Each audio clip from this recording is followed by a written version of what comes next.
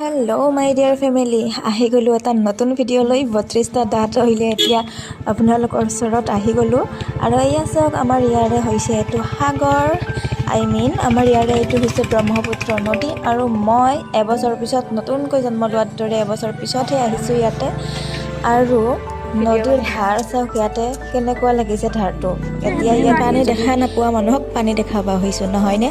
আৰু এয়া চাওক বঢ়িয়াকৈ ইয়াতে ফুটবল খেলি আছে, ইহঁতৰে দিন আৰু আমাৰতো আৰু কি আছে, আমি আহিছোঁ এনজয় কৰিবলৈ। আৰু ইফালে চাইকেল চলাই আছে, আড্ডা মাৰি আছে, খুৱাই খাই আছে। আৰু আমি ইয়াতে আলোচনা কৰি আছোঁ ক'ত কেনেকৈ ফটো উঠিলে ভাল হ'ব।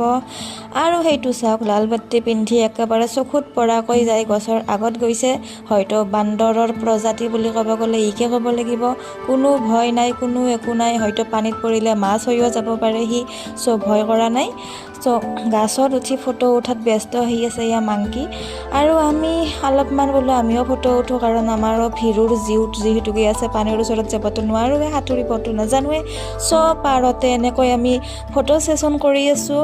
আৰু ইয়াত নাওখন আছে, তথাপিতো যাব নোৱাৰিলোঁ ভয়তে। আৰু এইপিনে চাওক, ছাতি নাজানো কেনেকৈ ইয়াত ইমানবোৰ ছাতি জমা খাইছে, কিন্তু কাৰোবাক লাগিলে লৈ যাব পাৰিব বিন্দাছ। আৰু এয়া চাওক নদীটো আমাৰ ইয়াতে।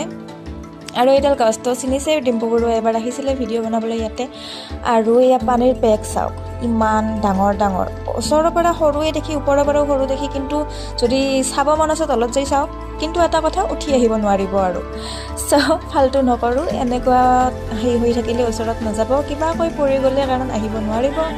আৰু এতিয়া মোৰো এয়া ফাল্টুমি কথাবোৰ এৰি যাবলৈ ওলাইছোঁ ঘৰলৈ। কিমাননো ইয়াত থাকিম, কাৰণ আৰু যাব লাগিব কিলোমিটাৰমান বুলি খোজকাঢ়ি। আৰু ইয়াত গধূলি হৈ গৈছে, নহ'লে অলপ দেৰিকৈ মেকুৰীৰ দৰে চকুতো নহয় আমাৰ, নিশাচৰ নহয় আমি। চ' আজিলৈ বাই বাই, লগ পাম আৰু অন্য এটা ভিডিঅ'ত, ঠিক আছে।